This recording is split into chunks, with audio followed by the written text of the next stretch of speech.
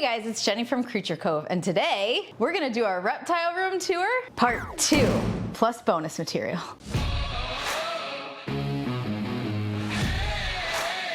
So here we are back where we left off in the last video in the main reptile room, the sunroom slash office, and we are going to flow right in to where we have the geckos. So if you would please follow me.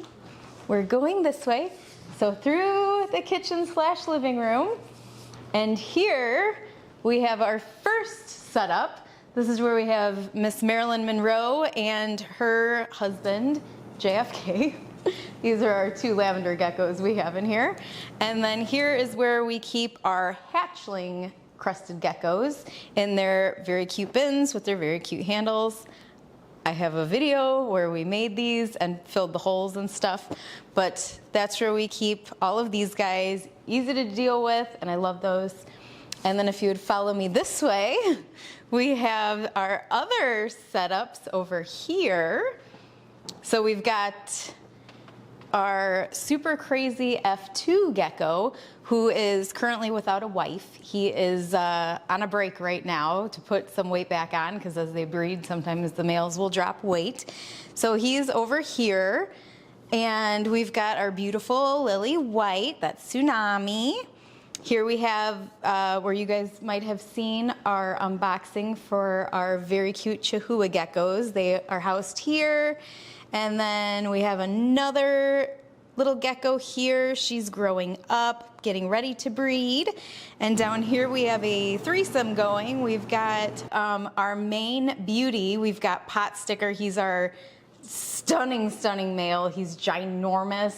He has this massive, huge head, and his babies are just phenomenal.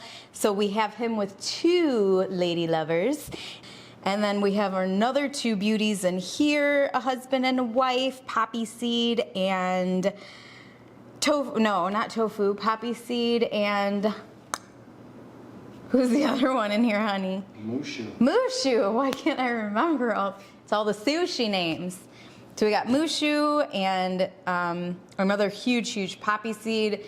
Actually, I think is our biggest right now, with the biggest crest and also stunning. We've got our little guy down here. This is Coral, who my son Jake picked out, and we were told was a female, but he's growing some extra parts. So he is now a male, and I do believe Jake decided to call him Corando or something like that, but it was funny. And then we have, oh, here he is. We have little Gyoza right here, who actually seems to be probably a female, and when they grow up, they will probably become partners because they are similar, they have some of the same traits, and they're both gorgeous. And then in here, I have another tank coming, like a bigger one for growing out. I didn't want to wait to move him to a bigger bin, so this is Fig. And I was like, oh, a lot of people use bins. I don't really care for them, but I did it. So I figured we'll just put him in here for now, so at least he has a bigger home until his regular one gets here. And then we have our other little baby Chihuahua in here. And so that is our gecko family at the moment. Most of our breeding geckos or our geckos that we are growing up. So let's move on.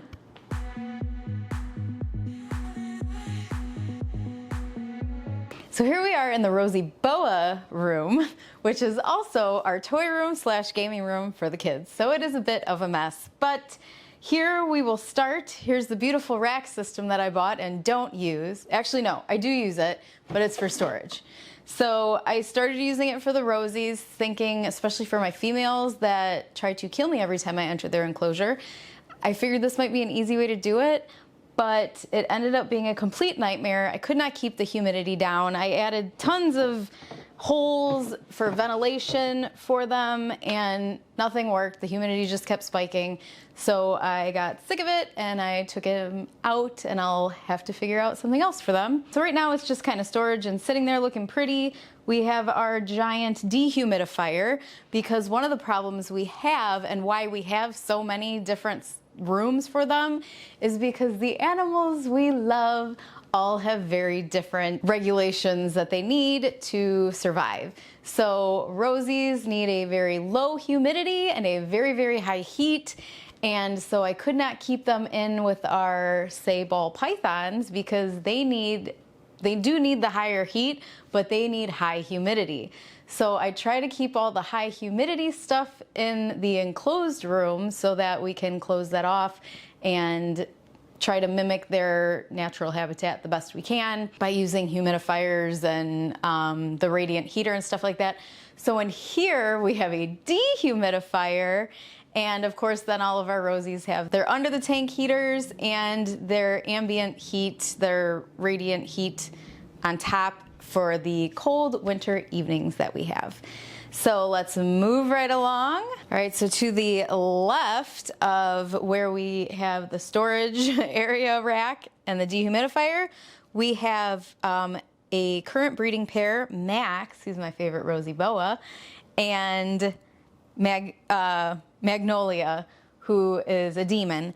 But she is also deep in shed. We'll put little snippets of them so you can see them when they're out and how gorgeous they are. But remember, she is not normally that dull and ugly. She is vibrant and luscious and beautiful.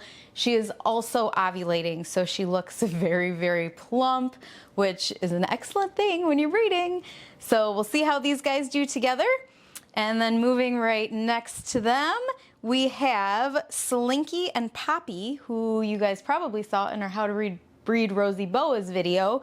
They are also doing very well. Actually, all the Rosies are ovulating right now, so they are just ginormous. It boggles my mind how big they get. They look like they are already full of babies, but they're not. They're just ovulating. So, oh, peeking your little head out. Hi, sweet boy.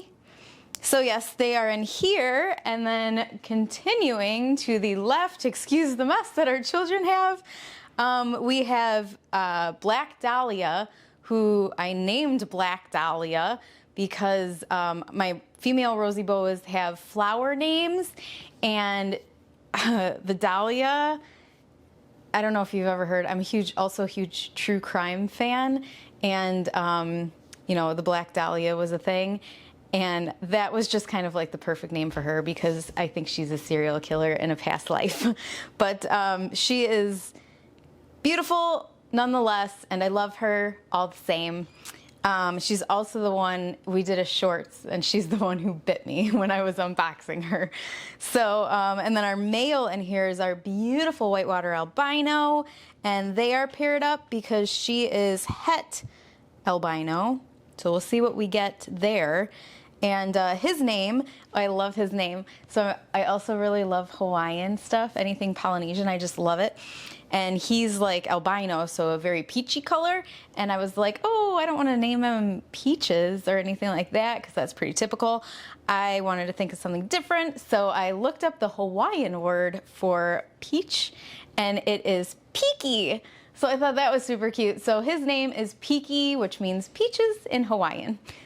Now we're gonna show you the bonus, but weird placed quarantine room, which, as I mentioned before, our rack system went terribly wrong with the humidity, with it spiking, which caused one of our female Rosies to end up with a respiratory infection. So she was quickly moved down to the basement where our quarantine room is.